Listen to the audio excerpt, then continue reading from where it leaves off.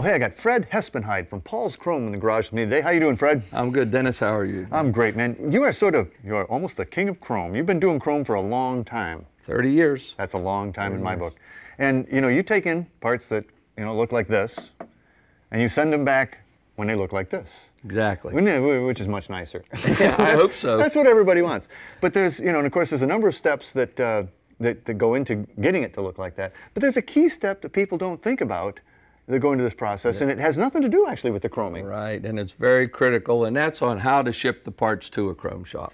And so what's the right way to do this? I don't just put a stamp on this and send it to you. No, people try that, but it doesn't work sometimes, or they throw stuff all loose in a box and then it breaks up. A couple of very key things is make sure that the package you put it in will support and protect the part that you're using, and keep those parts cushioned so they're not flying all around in there. So how do you feel? How do you feel about a mailing tube? Is that going to do it? No, cardboard mailing tubes are, more times than not, people put a piece of stainless trim in and send it in, and they come in bent in half.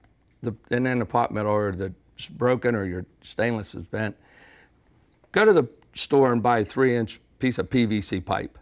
It works much better. It's rigid, it protects the part. Well, and actually, that's a cheap way to protect a pretty expensive piece. Exactly. That few dollars of our insurance is well worth it. Okay, so I've got the proper tube in there, and I got my part in the tube. I got a bunch of little bits and pieces. I don't want you to lose those bits and pieces. I'm gonna tape them on so you don't lose them. No, there's several reasons why not to use masking tape and tape your stuff together. Don't do that. Do not do that. Do that. Do not do that. One, you tape all those little screws to those parts up and somebody doesn't see them, they're gone. The other thing is that film from the back of that tape will leave a coating on that part that the guy in the stripping department doesn't know is there. And then when he puts it in the tank and pulls it back out, your part's stripped other than where that tape was. So now you have to redo it and re-etch your parts deeper. So you've actually made the part smaller still. Worse, right, just because of the fact that that tape was there.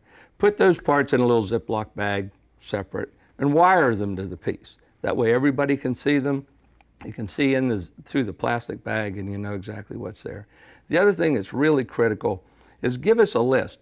The girls that are opening these, they don't know what the parts are called, but please put a note that in this box there are 14 pieces, or there are 13 large pieces and 1 small piece, or something so that they know to look through those papers or your packaging until they have the 14 pieces out of that box. So it doesn't matter what the piece is. They're not going to know what the piece is. That's not the important part. It's that there are a certain number of them, and that needs to check. That's correct. And the other thing that's really critical is on that note inside that box, because mailing labels get destroyed and we can't read them often, have your contact information.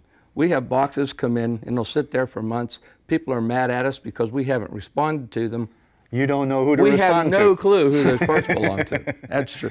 So in the box, your contact information, your make and model of the car is nice to keep track, because in case we have to sort it out when you call. But your make and model, how many pieces are in there? That's what we need. So that's how I'm going to send them.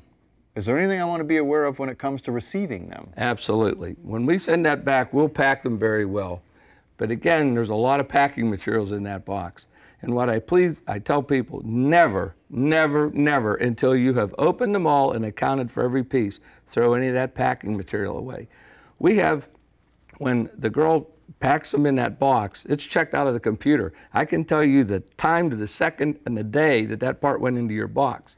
People will call and say, my part's missing, my part's missing. And I say, look through the packaging. I burnt the packaging.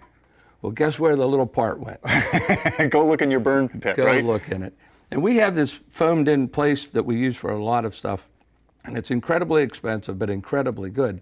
But we've even had people find pieces where it literally engulfed the piece. So really, dig through there, Really make sure you got all of them accounted for. So account for them going in, account for them when they come back, send them to you right, and then when I send you something like this, it's going to come back to me like this, and everybody's going to be happy. Everybody's going to be happy. Everybody's happy. Well, hey, if you want to learn anything more about how to ship chrome or how chrome gets done here at Paul's, log on to myclassiccar.com. And I really prefer this over this any day.